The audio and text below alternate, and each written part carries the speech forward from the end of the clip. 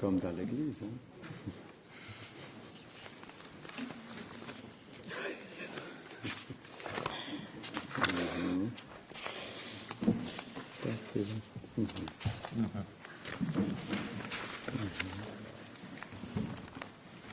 Messieurs, Mesdames, merci d'être venus à ce point de presse où on va vous donner des nouveaux chiffres concernant la Pandemie. Et je donne la parole à Monsieur Zeltner. Ja, besten Dank. Ich werde ganz kurz sein und das Wort gleich weitergeben an Herrn Mattis. Eigentlich meine Aufgabe ist hier heute vor allem in Rede und Antwort zu stehen, dort wo wirklich Fragen sind. Ich nehme natürlich die Rückmeldungen, die wir jetzt auch von den Ärzten erhalten, aber auch von den Medien erhalten, dass die Kommunikation schwierig ist, sehr ernst. Ich denke, es ist auch schwierig für Sie, es sind komplexe Materien und ich merke einfach auch, dass die Übertragung, wir sagen etwas und dann kommt das nur die Hälfte rüber und die Hälfte wird dann geschrieben und das führt dann auch wieder zu Verwirrung. Und aus diesem Grunde bin ich einfach sehr froh, wenn wir immer, was wir sagen und wo Irrtümer sind, dann auch wieder korrigieren können. Ich habe heute früh gelesen, wir hätten gesagt, die ganze Bevölkerung könne ab dem 16. November impfen. Das haben wir selbstverständlich nie gesagt. Ich bin auch nicht sicher, ob Sie das in irgendeiner Art so verstanden haben. Wir haben gesagt, ab 16. November kann in der Schweiz geimpft werden und prioritär müssen die Risikopatientinnen und Patienten und das Pflegepersonal geimpft werden. Es war dann Gott sei Dank in der Schweiz oder in einigen Kantonen sogar früher möglich, aber wir bleiben dabei. Zuerst einmal geht es darum, die Risikopatientinnen und Patienten und das Pflegepersonal zu impfen. Einfach, dass das auch gesagt sei, von Anfang an alle zu impfen, war nie der Punkt und konnte es auch nie sein. Aber jetzt vielleicht gerade zu Herrn Mattis und der Stand der Infektionen, der Stand der Komplikationen, auch der Stand der Todesfälle in der Schweiz. Ja, sehr geehrte Damen und Herren, gestern mussten wir den ersten Todesfall bekannt geben. Wir haben darauf hingewiesen, dass es wohl kaum der letzte sein soll und die Realität hat uns jetzt wieder schneller eingeholt, als uns lieb ist. Es gibt 2 neue Todesfälle zu vermelden. Beide Todesfälle im Kanton Zürich. Beim ersten Todesfall handelt es sich um eine Frau im Alter von 54 Jahren. Sie hatte als Risikofaktor Diabetes, sie war zuckerkrank. Sie wurde am 14. November hospitalisiert, gleichen Tags auf die Intensivstation verlegt und ist am 18. November verstorben. Beim zweiten Todesfall handelt es sich ebenfalls um eine Frau, 46 Jahre alt. Als Risikofaktoren hatte sie schwere Herzinsuffizienz und sie war HIV-positiv. Die Symptome haben am 9. November begonnen, am 14. November war eine Hospitalisation nötig. Tags darauf die Verlegung auf die Intensivstation. Verstorben ist die Patientin am 19. November frühmorgens. Wir werden zu weiteren Details zu diesen Personen auch aus Schutz der Angehörigen keine Angaben machen. Wie sieht die Situation sonst aus? Wir haben es bereits vorweggenommen. Die Fallzahlen nehmen weiterhin rasant zu. Sie haben vor sich hier auf den Bildschirmen die Auswertung des Sentinella-Netzwerks. Im Sentinella-Netzwerk eine nochmalige starke Zunahme. Wir sind bei 274 Konsultationen aufgrund von Grippeverdacht pro 100.000 Einwohner. Das bedeutet, dass letzte Woche über 20.000 Personen einen Arzt wegen Grippesymptomen aufgesucht haben.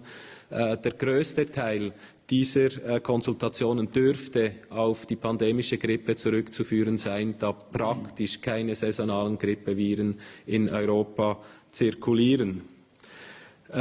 Bitte das nächste.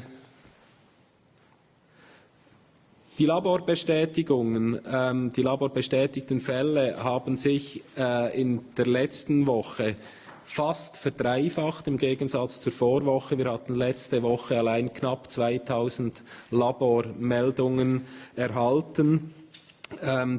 Das Wachstum oder die Zunahme nach wie vor exponentiell. Wir sind also in einer sehr stark und sehr rasant anwachsenden Phase. Wir haben über 4.500 Laborbestätigungen jetzt aktuell gemeldet. Letzte Woche waren es, und das entnehmen Sie dann auch der Publikation, die jetzt auf dem Internet ist, für die letzte Woche, Ende letzter Woche waren es 4.497 Fälle. Ebenfalls zugenommen haben die Hospitalisationen. Aktuell mussten bis anhin 85 Personen hospitalisiert werden, 16 Personen in Intensivpflege. Ähnliches, wie wir es jetzt in der Schweiz sehen, sehen wir auch im Ausland, in unseren Nachbarländern. Viele Länder Europas in einer stark wachsenden Phase jetzt. Irland, Island wahrscheinlich bereits den Peak erreicht. Sie sind uns 3-4 Wochen voraus höchstwahrscheinlich. Ebenfalls ein Rückgang zeichnet sich in den USA ab. Ansonsten auf der Nordhemisphäre wirklich das, was auf der Südhemisphäre zu beobachten war und was wir ja auch als Grundlage für unsere Hochrechnungen verwendet haben. Rasant steigende Fallzahlen, vor allem jetzt auch in Osteuropa zu beobachten. Das wird uns in den nächsten Wochen sicher weiter beschäftigen. Die Fallzahlen werden in den nächsten Wochen noch zunehmen. Wann in der Schweiz, wann in den meisten europäischen Ländern die Peaks erreicht werden, ist schwierig vorherzusagen. Wir gehen nach wie vor davon aus, dass eine pandemische Welle etwa 8 bis 12 Wochen dauern wird. Das wären die Lagedaten in aller Kürze. Merci, Monsieur Matisse. Virginie Mastret. Bonjour, c'est évidemment ma tâche de parler des vaccinations puisque c'est le sujet d'actualité. Comme vous savez, depuis vendredi, nous disposons maintenant de 3 vaccins différents en Suisse qui permettent de couvrir l'ensemble des groupes cibles. La disponibilité de ce 3e vaccin permet d'augmenter le nombre de vaccinations disponibles par semaine et offre une alternative supplémentaire pour les enfants, ce qui essentiellement manquait vu le très peu de doses de Faucetria qui était le seul autorisé pour les enfants. La bonne nouvelle pour aujourd'hui, c'est que Swissmedic a maintenant aussi officiellement autorisé le Pandemrix chez les plus de 60 ans. Donc l'utilisation du Pandemrix chez les personnes de plus de 60 ans que nous avions déjà exprimé comme possible est maintenant tout à fait officielle et autorisée par Swissmedic.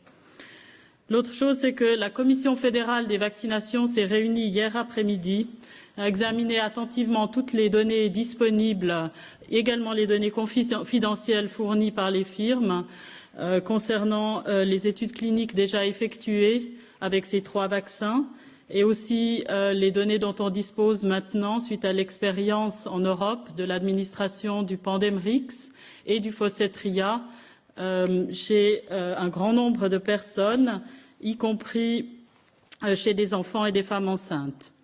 La Commission fédérale des vaccinations rejoint Swissmedic avec la conclusion que tous les vaccins dont on dispose sont sûrs et aussi sûrs les uns que les autres.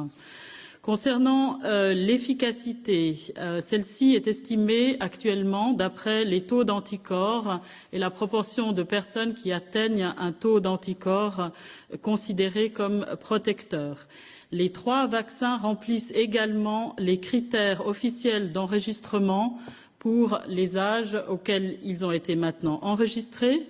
Ce qu'on note clairement, c'est que les réponses en anticorps dépendent du dosage et de l'âge. Et le Celtura, comme on l'avait déjà mentionné, est un vaccin très peu dosé. Et donc, en conséquence, pour certains groupes d'âge, pour obtenir une protection optimale, une deuxième dose de vaccin est nécessaire. Conformément aux recommandations, à l'autorisation de Swissmedic, ce sont les personnes de plus de 40 ans qui doivent recevoir 2 doses. Et conformément à l'autorisation de Swissmedic, l'intervalle entre les 2 doses peut être sujet à une recommandation particulière de l'OFSP. Et dans ce sens, l'EQIF, dans la Commission fédérale des vaccinations, se prononce en faveur, à partir de 40 ans, que ces 2 doses peuvent être données à un intervalle indifférent pendant les 3 semaines qui suivent. C'est-à-dire qu'on peut donner les 2 doses le même jour ou à un intervalle jusqu'à 3 semaines. Par ailleurs, pour les enfants de moins de 10 ans, il est aussi préférable, du point de vue de l'EQIF, de donner une deuxième dose de Celtura. Par contre, de 10 à 39 ans, le Celtura en une dose offre des résultats tout à fait corrects et protecteurs. Alors, tous ces schémas, les différents schémas de vaccination en fonction de l'âge et des groupes, c'est évidemment quelque chose de relativement complexe qu'il appartient aux médecins de connaître en détail. Et donc, ce n'est pas pour ici le but de vous donner les détails, mais les médecins seront informés en détail des recommandations pour l'utilisation des différents vaccins en fonction de l'âge. Et évidemment, la disponibilité du vaccin est aussi à prendre en compte. La Commission fédérale des vaccinations s'est aussi penchée sur les données du Pandemrix chez les enfants et considère, surtout si cela s'avérait nécessaire en raison de disponibilité de doses, considère que le Pandemrix peut également être donné dès l'âge de 6 mois. Pour l'instant, la firme GlaxoSmithKline a fourni ces données à Swissmedic. Swissmedic est en train de les examiner, mais n'a pas encore rendu son verdict. Sinon, pour tout ce qui est de la sécurité des vaccins, encore une fois, plusieurs dizaines de milliers d'enfants et de femmes enceintes ont également été vaccinés en Europe avec le Pandemrix, ainsi que plusieurs millions de personnes maintenant. Et donc, le profil de sécurité correspond tout à fait à ce qui était attendu. La majorité des effets indésirables déclarés sont des effets indésirables locaux, de douleur ou systémiques de courte durée et sans gravité. Il y a aussi des effets indésirables sévères qui ont été rapportés.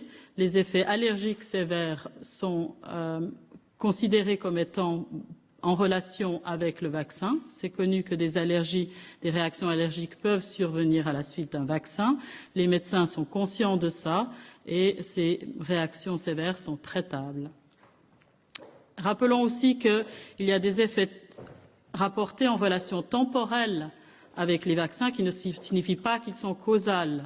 Encore une fois, les problèmes de santé continuent à survenir et comme d'habitude, aussi quand on vaccine et quand on vaccine beaucoup, le risque d'une coïncidence est plus élevé. Par exemple, pour ce qui est des décès déclarés après les vaccins, les autorités internationales, pour l'instant, ont toujours évalué en détail chacune de ces situations et sont arrivés pour l'instant à la conclusion qu'il n'y a pas d'argument en faveur d'une relation causale de ces décès avec le vaccin. En Suisse, la surveillance de la sécurité, c'est la tâche de Swissmedic. Et vous avez tous, Swissmedic travaille aussi de manière très transparente et surtout travaille vite, c'est-à-dire que toutes ces données sont très rapidement analysées et comme vous l'avez vu, Swissmedic communique ouvertement les données jusqu'à ce jour avec un commentaire sur leur site internet. Nous sommes en étroite collaboration, en étroite relation aussi avec Swissmedic concernant tous ces effets indésirables. Ils nous sont connus. Il se trouve qu'il y a actuellement un effet indésirable sévère qui a été mentionné. Pour l'instant, les investigations sont toujours en cours et il n'y a pas d'argument pour l'instant pour une relation de cause à effet, mais il faut attendre les investigations.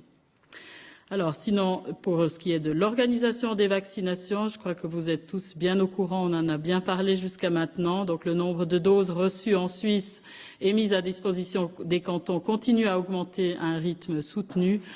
D'ici le début de la semaine prochaine, c'est près de 2 millions de doses qui auront été mises à disposition. Chaque semaine, il y a environ 1 million de doses supplémentaires mises à disposition. La priorité doit toujours être donnée aux personnes à risque accru de complications et de transmission, mais l'extension à ceux qui souhaitent se faire vacciner et qui n'appartiennent pas à ces groupes peut se faire maintenant progressivement à mesure des doses disponibles et en tenant compte de variations locales inévitables. À notre connaissance, la volonté de se faire vacciner est relativement bonne, relativement réjouissante et plus élevée que ce qui avait pu être prédit. Merci. Voilà, merci Virginie. Je passe aux questions. Est-ce que vous avez des questions, Madame Zoublet? Oui, j'ai une question à Madame Masseray, de nouveau concernant les vaccins, parce que la réponse de Monsieur Zeltner était insuffisante hier. À partir du moment où on est dans la 3e semaine de la vague, qui dure entre 8 et 12 semaines, et que les gens peuvent se faire vacciner d'ici 1 à 2 semaines, et que l'efficacité du vaccin chez beaucoup est au bout de 2 semaines, est-ce que c'est pas trop tard concrètement pour se faire vacciner aujourd'hui pour cette vague-là? Le message est toujours le même et il est aussi le même pendant la grippe saisonnière. Il n'est jamais trop tard pour se faire vacciner. La protection immune optimale est atteinte au bout de 2 semaines, mais une grande partie des personnes développent déjà une réponse protectrice au bout de quelques jours, au bout de 8 jours par exemple. C'est progressivement que la protection se développe et elle peut déjà être présente après 1 semaine. Je crois qu'il ne faut pas être négatif par rapport à ça. C'est vrai qu'on aurait tous préféré pouvoir vacciner avant, mais on avait aussi fait des plans de pandémie dans l'idée qu'on n'aurait pas de vaccin pendant la première vague. Je crois que c'est une chance qu'on ait ces vaccins pour ceux qui en ont vraiment besoin. Encore une fois, les hospitalisations et les soins intensifs et les décès concernent, comme attendu, des personnes qui ont des facteurs de risque. Et donc, c'est clair que pour ceux-ci, la vaccination fait un sens de toute façon. Mais alors, encore juste une deuxième question. Vous dites c'est clair qu'on aurait aimé vacciner avant. Et puis, est-ce que vous pouvez réexpliquer concrètement pourquoi en France, par exemple, on a reçu les vaccins beaucoup avant? Est-ce que c'est des lenteurs administratives? Comment elles s'expliquent? Est-ce que c'est à cause du fédéralisme? C'est une question qui irait à M. Zeltner. Vous voulez prendre? Vous avez déjà pris position? Ja, gut, natürlich kann für die Schweizer Situation Stellung nehmen. Ich bin nicht ganz sicher, ob jemand am Tisch zur französischen Situation Auskunft geben kann, weil ich verfolge tatsächlich die französischen Medien und die französische Impfsituation nicht so genau. Aber vielleicht weiß jemand wie Frau Masseray etwas zu Frankreich, das sie sagen kann. Weil ich würde mich jetzt nicht gerne auf die Äste rauslassen in Bezug auf Frankreich, wie die Verteilung in der Schweiz läuft und gelaufen ist. Ich meine, habe ich gestern ausführlich berichtet und bin gerne bereit, es sonst noch einmal zu wiederholen. Je crois que les autres pays n'ont pas eu la vie nettement plus facile que la Suisse par rapport aux vaccinations. Chaque pays a dû faire face à des questions de logistique relativement difficiles. Même la France, qui a commencé à vacciner avant la Suisse, pendant quelques semaines, le vaccin n'était disponible que pour les professionnels de la santé. Ça s'est ouvert aux groupes à risque très peu avant la Suisse. Et je crois que dans tous les pays, y compris aux États-Unis, le vaccin était disponible tôt, mais le nombre de doses était très faible au départ, au prorata de la population. En Suisse, on a quand même un nombre conséquent de doses disponibles au prorata de notre population dès le début des vaccinations. Et c'est quelque chose qu'il faut quand même saluer. Vielleicht kann ich hier einen Punkt anfügen und ich verstehe ja sehr gut den Unmut und bis zu einem gewissen Grad die Unzufriedenheit der Ärzte und der Hausärzte. in der Schweiz sind wir uns einfach tatsächlich dieser Situation, dass ein Medikament oder ein Impfstoff rationiert ist, knapp ist, zu knapp ist, einfach nicht gewohnt und dass man auf Impfstoffe warten muss. Aber das ist in dieser Phase und in dieser Situation, in der wir drin sind und von der wir ja hoffen, dass wir etwa in einer Woche, 10 Tage definitiv draußen sind, eine Realität, mit der praktisch alle Entwicklungsländer immer leben und viele andere Länder auch leben. Und die ganze Frage der Knappheit des Impfstoffes ist eine Realität in allen europäischen Ländern und hat dazu geführt, dass überall die Patientinnen und/oder Pflegepersonal warten mussten und dass die Öffnung für die Allgemeinbevölkerung überall einiges an Zeit in Anspruch nimmt.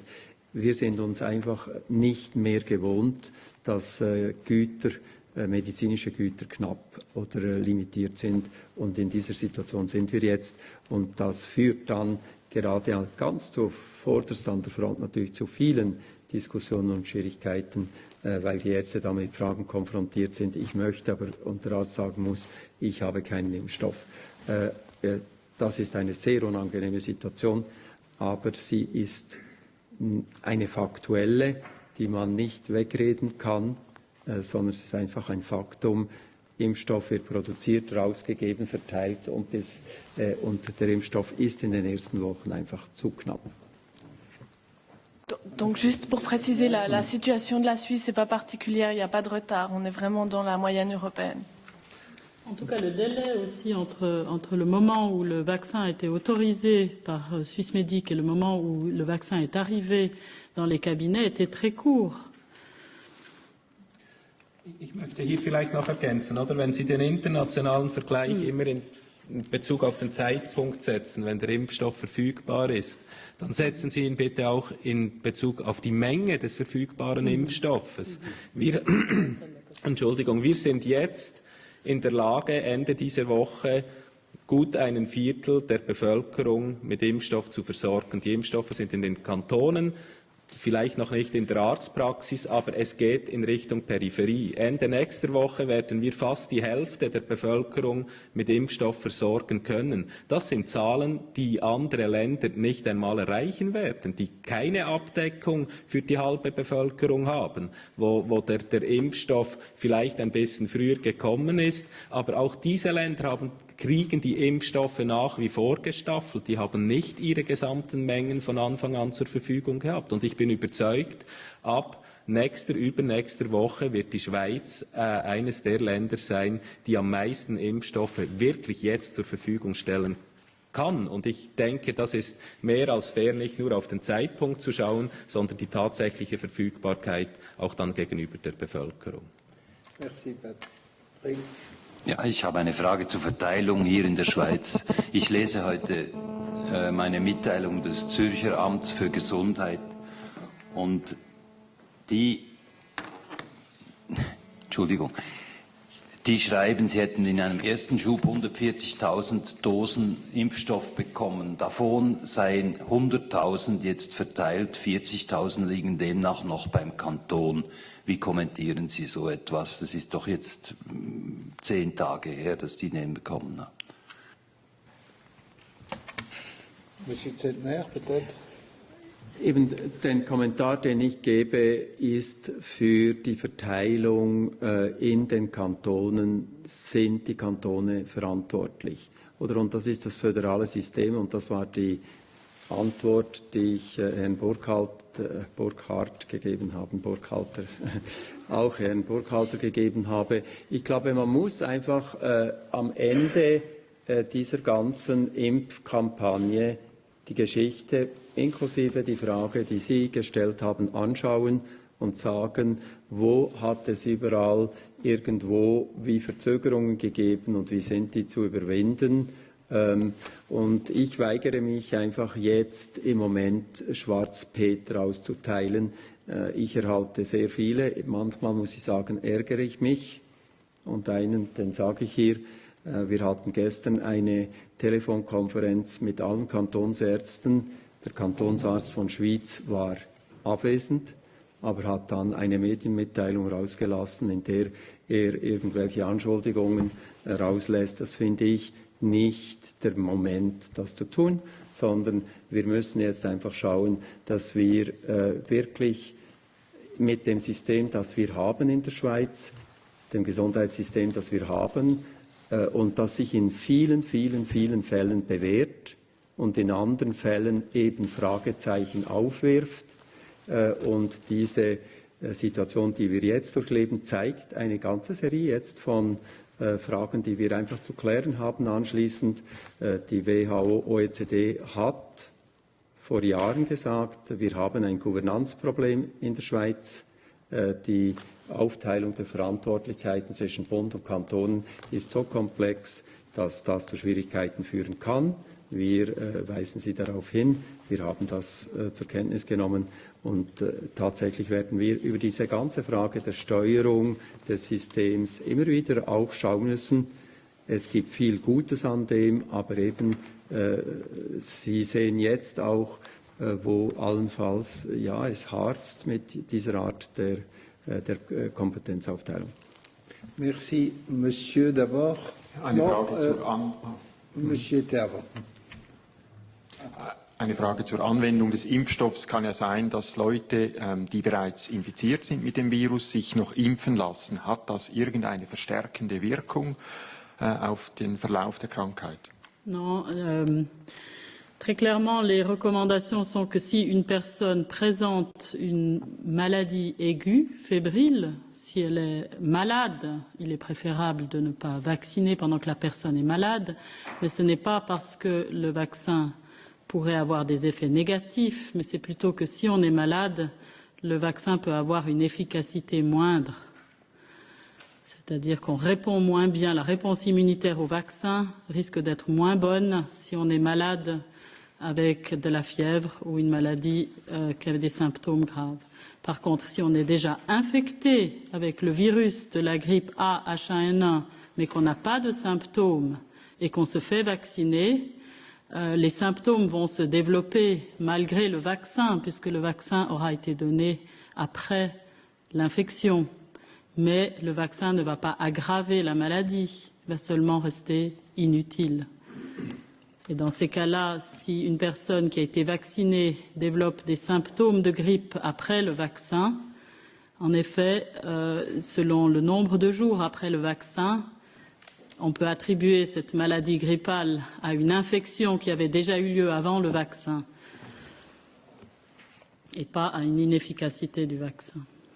Merci, Madame Masseret. Je crois que c'est une question qui vient souvent. Est-ce que Monsieur Mathis pourrait peut-être donner une version allemande à cette question? Monsieur Zeltner. Ich versuch's, ja. Zusammenfassend. Allgemein impft man nicht in akute Erkrankungen, in akute febrile Erkrankungen, weil die Wirksamkeit der Impfung durch die Erkrankung herabgesetzt oder sogar nichtig gemacht wird. Wenn sich jemand aber angesteckt hat, in der Inkubationszeit ist, keine Symptome hat, noch gar nicht merkt oder weiß, dass eine pandemische Grippe im Anzug ist, man da impft, wird dies keine negativen Auswirkungen auf die Erkrankung haben. Das heißt, die Person wird jetzt nicht stärker erkranken. Die Impfung war dann einfach nutzlos, weil die Erkrankung wird sowieso kommen. Die Infektion war da, bevor die Impfung verabreicht wurde, und es ist absolut kein Schutz gegeben oder vorhanden. Ich hoffe, ich habe das richtig zusammengefasst. Aber auch kein Schaden gesetzt. Auch kein Schaden gesetzt, genau. Oui, Monsieur. Ja, ich habe 3 Fragen. Erstens habe ich aus gut unterrichteter Quelle gehört, dass der Krisenstab Schweinegrippe jetzt davon ausgeht, dass am 15. Dezember dann 8,1 Millionen Dosen im ganzen Land verteilt werden. Stimmt das? Und wenn ja oder nein, ist das nicht ein bisschen spät?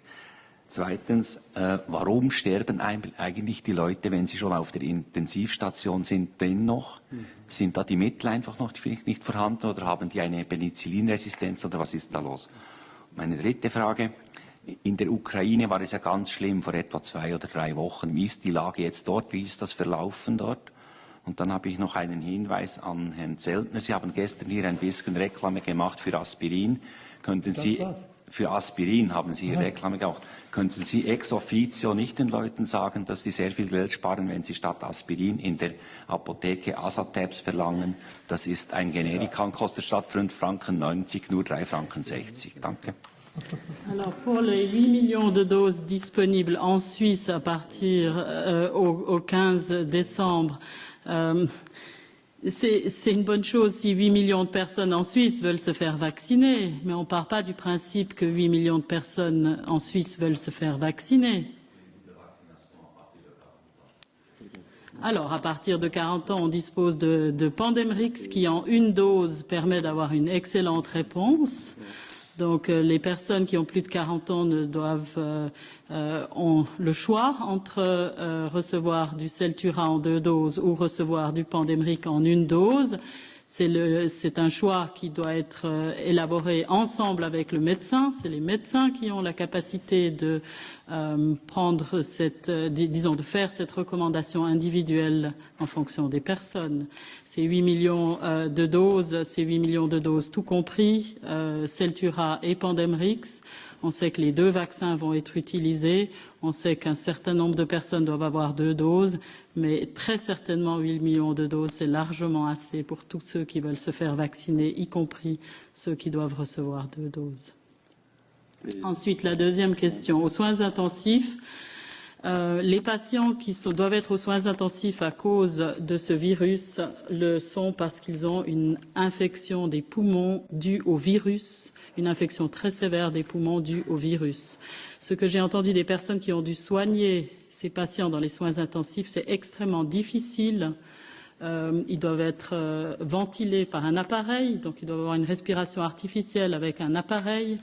Les réglages sont extrêmement difficiles et les médicaments dont on dispose peuvent avoir un effet, c'est clair. Le Tamiflu peut améliorer la situation de l'infection des poumons par ce virus, mais ce n'est pas un médicament miracle et donc il ne permet pas de guérir tout le monde, malheureusement. Ce n'est pas une question de pénicilline. La pénicilline, c'est pour soigner les infections bactériennes. Actuellement, les maladies sévères des poumons dues à ce grippe A, H1N1 sont des maladies dues à des virus le plus souvent. C'est rarement dû à une surinfection par une bactérie. Et c'est clair que les personnes qui doivent aller aux soins intensifs sont plus souvent des personnes qui ont aussi justement des facteurs de risque de complications. La recommandation est claire. Ces personnes-là, si elles ont des symptômes de grippe, ont tout intérêt à avoir une consultation médicale rapidement et bénéficier d'un traitement au Tamiflu rapidement. Vous vouliez ajouter quelque chose, Monsieur Zeltner? Nein, es ist einfach so. Oder dass diese viralen Pneumonien, erstens einmal Antibiotika nützen dort nichts, weil das wirklich nur für bakterielle Infektionen ist. Gelegentlich gibt es bakterielle Superinfektionen darauf, aber man kann diese Pneumonien eben nicht behandeln mit Antibiotika, sondern sie sind viral und vielleicht auch durch eine überschießende Reaktion noch des Immunsystems bedingt, das dann seine Wirkung auch noch hat. Der letzte Punkt, besten Dank. Ja, ich nehme das zur Kenntnis. Oder ich werde zukünftig einfach Ihnen sagen, verschreiben oder Patienten sollen doch Acetylsalicylsäure nehmen und dann müssen Sie halt nachschauen gehen, was ich jetzt habe sagen wollen. Es ist mir, weil auch die Generika-Namen selbstverständlich, ich bin nicht sicher, ob dann die Leute hier drin wissen, dass eben das von Ihnen gewandte Präparat ein Aspirin-Generikum ist oder ob ich eben die medizinische Terminologie Salicylsäure Ihnen bekannt geben soll. Und beim Tamiflu im Übrigen würden Sie erfreut sein, wenn ich Ihnen die chemische Formel sagen würde. Sie hätten keine Ahnung, von was ich rede. Ich gebe Ihnen dann noch die Antwort auf die letzte Frage bezüglich der Ukraine. Die Fallzahlen haben sehr rasch sehr stark zugenommen gehabt in der Ukraine. Inzwischen zeichnet sich doch jetzt aber ab, dass in Bezug auf die Anzahl oder die zu erwarteten schweren Krankheitsverläufe es in der Ukraine keine Unterschiede gibt in Bezug auf die restlichen Länder jetzt der Nordhemisphäre oder auch was man in der Südhemisphäre gesehen hat. Es gibt sehr viele Fälle, aber es gibt keinerlei Hinweise darauf, dass hier irgendeine Mutation stattgefunden hätte oder dass die Krankheitsverläufe allgemein schwerer verlaufen würden.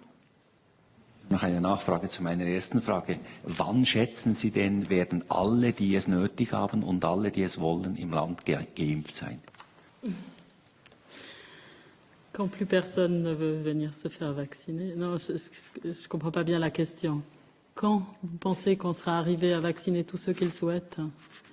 C'est extrêmement difficile à estimer, puisque c'est difficile d'estimer combien de personnes réellement souhaitent se faire vacciner. Vous savez très bien que les sondages ont donné des résultats un peu différents et que la volonté de se faire vacciner peut varier avec le temps, avec les nouvelles, avec les informations sur des décès, etc.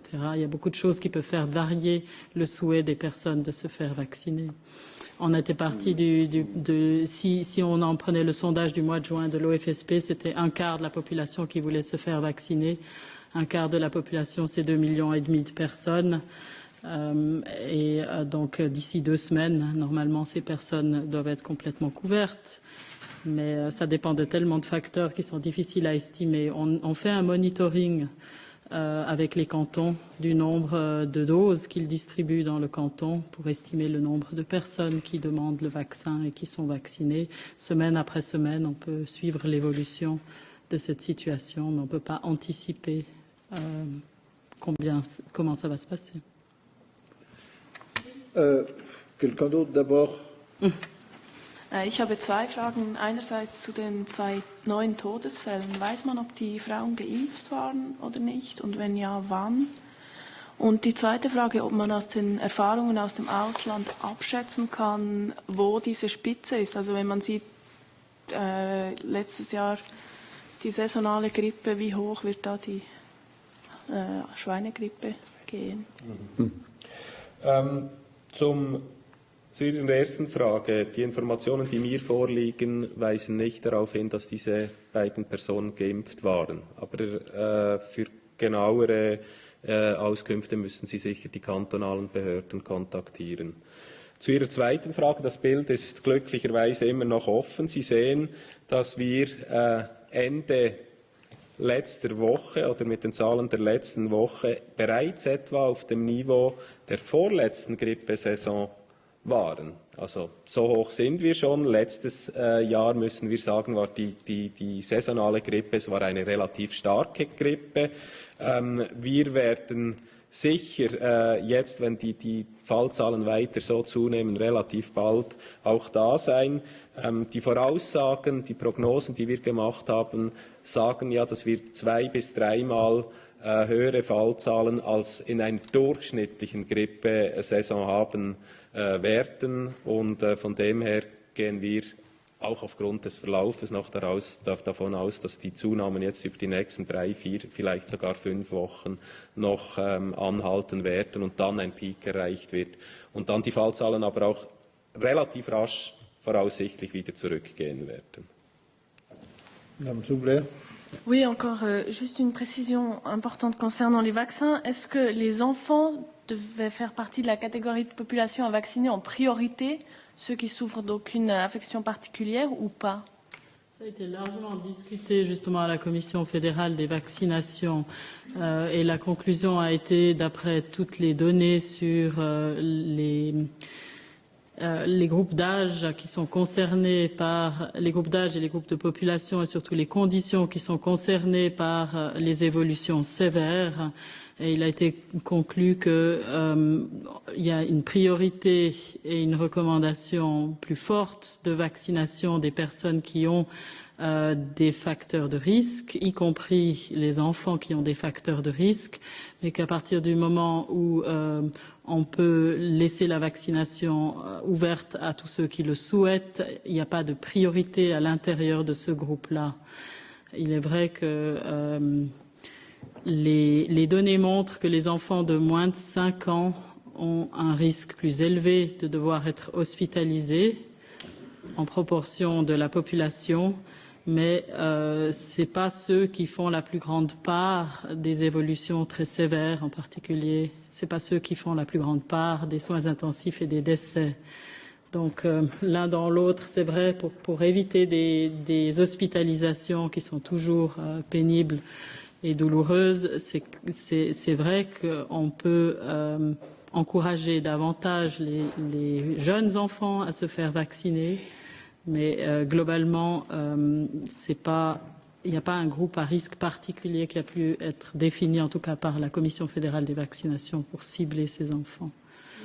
Donc juste si je comprends bien, jusqu'à 5 ans, ils ont quand même une priorité ou pas? Est-ce qu'il faut les faire vacciner? Non, il n'y a pas de priorité. Donc pour tous ceux qui n'ont pas une maladie chronique, pour tous les enfants qui ne sont pas nés prématurément et qui ont moins de 2 ans, pour tous les enfants qui ne vivent pas sous le même toit qu'un nourrisson de moins de 6 mois ou qu'une personne avec une maladie chronique, il n'y a aucune priorité. Chacun peut se faire vacciner selon son souhait et la disponibilité des vaccins. Voilà, autre question. Oui, Monsieur.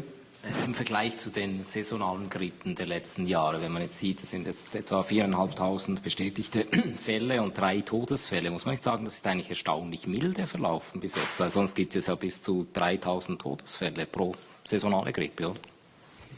Non, la grippe saisonnière, les décès, c'est 400 bis 1000. Voilà, c'est entre 400 et 1000 environ. Hein. Ça peut être plus que 1000 dans les années sévères.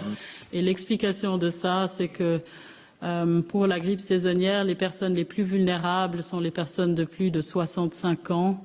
Et la très grande majorité des décès pendant la grippe saisonnière concernent des personnes de plus de 65 ans, en particulier ceux qui ont des maladies chroniques, des problèmes de santé associés. Dans la pandémie, les décès semblent être moins nombreux, mais surtout, ils concernent des personnes jeunes.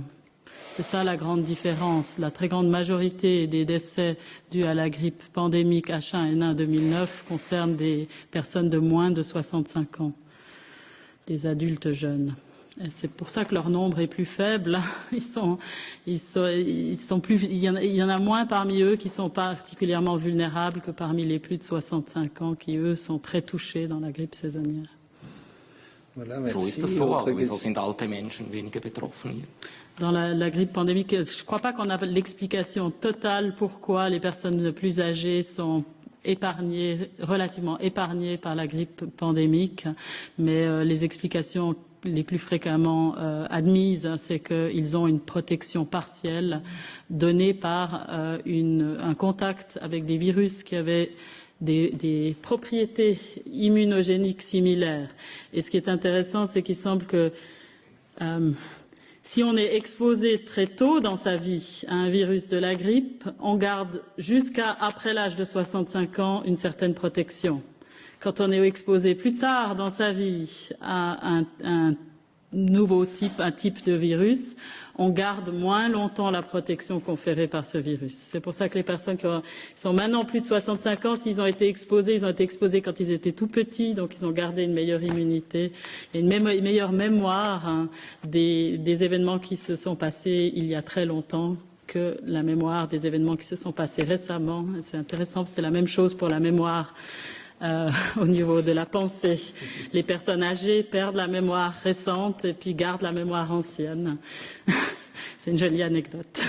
Und einfach ich kann nur ergänzen, dass häufig das Jahr 57 erwähnt wird. Personen, die vor dem 1957er geboren sind, haben vielleicht oder mutmaßlich Kontakte mit Antigenen gehabt, die ähnlich sind diesem Virus jetzt.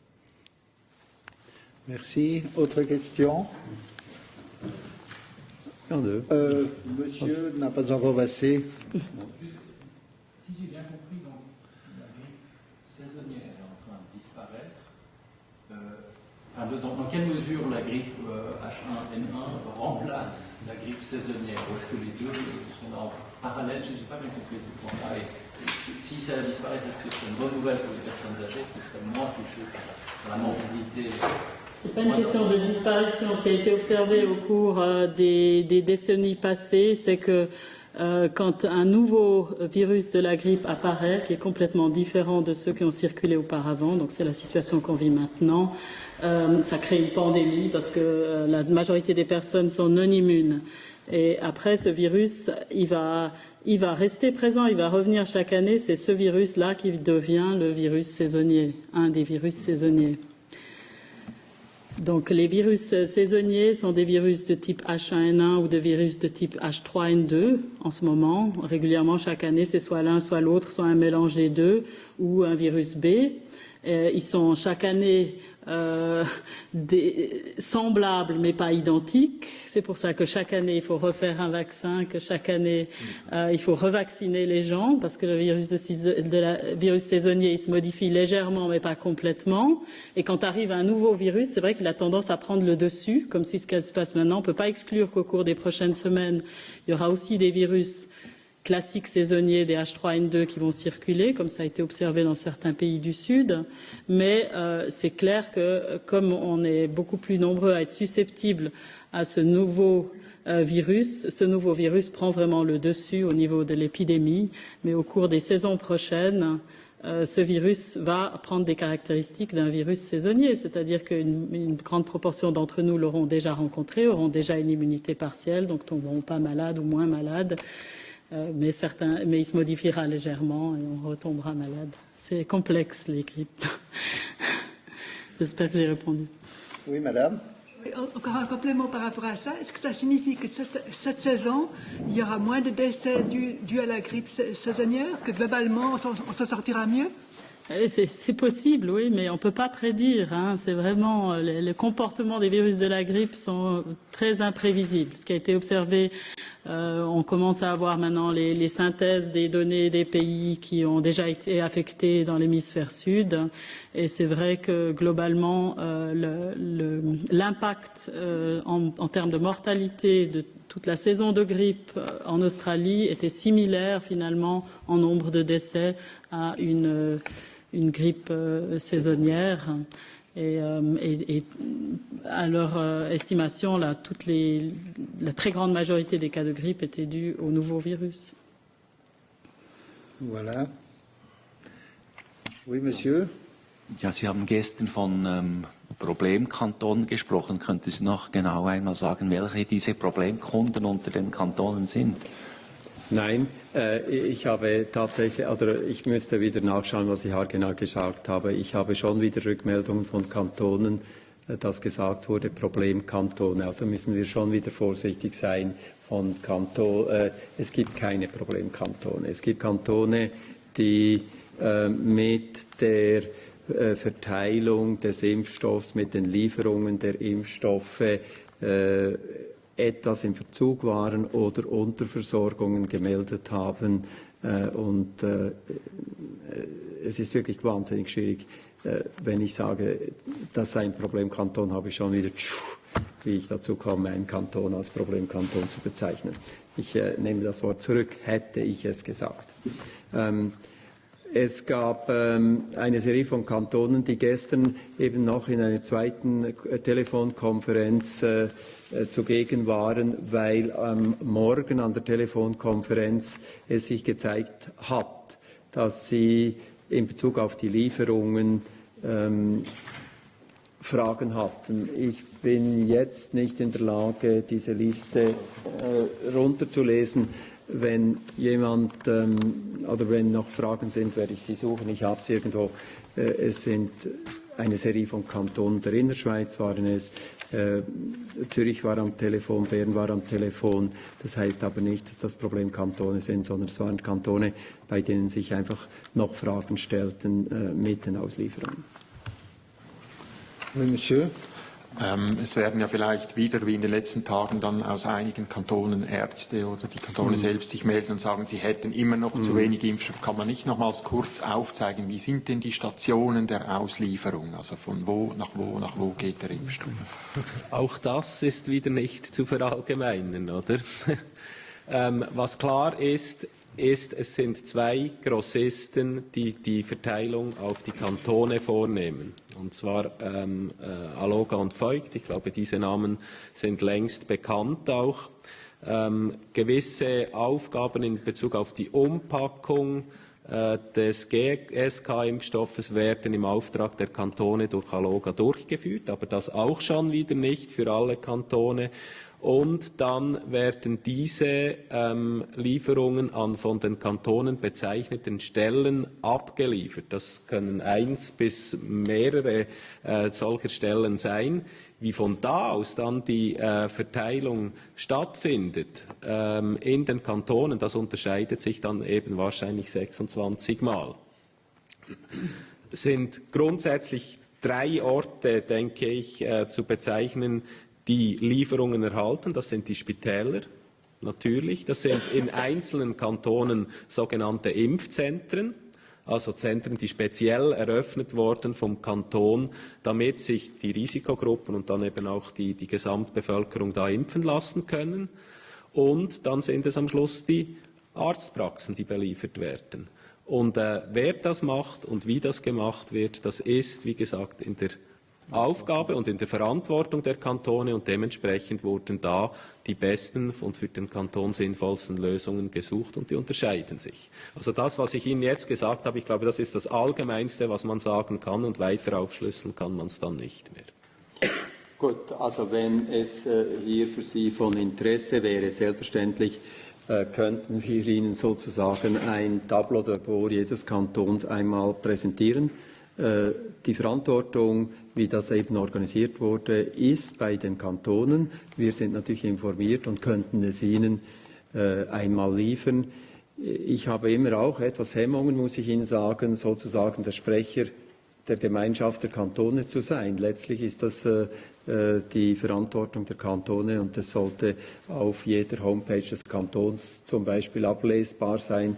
Aber wir können das einmal zusammenstellen und dann Ihnen berichten, wie das haargenau aussieht. Aber es sieht wirklich in jedem Kanton oder in praktisch jedem Kanton etwas anders aus. Oui, madame. Oui, une question. Où est-ce qu'on en est avec les stocks de Tamiflu? On a entendu ces dernières heures ou ces derniers jours que, par exemple, on n'avait plus assez de stocks, notamment pour les tout petits. Enfin, pour les. Puis, est-ce qu'on le donne aux nourrissons de moins de 6 mois, justement, qui peuvent pas être protégés par la vaccination?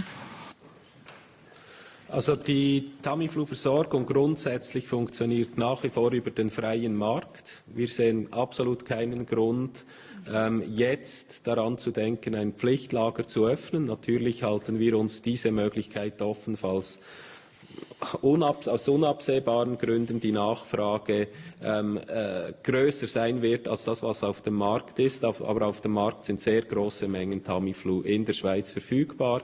Es ist auch Tamiflu für Kinder auf dem Markt verfügbar. Und Sie müssen schon sehen, oder unter 6 Monate kann es dann eben auch schon sehr schwierig sein, dass ein Kind überhaupt irgendetwas schlucken kann. Also das kommt dann sehr auch auf den Zustand an. Aber grundsätzlich ist die Versorgung mit Tamiflu sichergestellt. Da gibt es im Moment keine absehbaren Probleme. Und deshalb haben wir auch die Pflichtlager nicht eröffnet. Oder wir haben ja für 2 Millionen Personen Tamiflu im Pflichtlager, und das wird immer wieder überprüft. Oder? Aber solange der freie Markt und der Zugang von Tamiflu über den üblichen Kanäle gesichert ist, gibt es keinen Grund, die Pflichtlager zu eröffnen, und dies ist nicht getan worden so viel weit, und wir sehen im Moment heute keinen Grund, das zu tun. Et le traitement des moins d'1 an, oui, est tout à fait recommandé également en cas de symptômes de grippe chez un enfant de moins d'1 année. Le groupe des infectiologues pédiatres recommande l'utilisation du Tamiflu. Voilà, merci. Je vous remercie. On va passer aux interviews, peut-être les radios en premier. Question, Comment?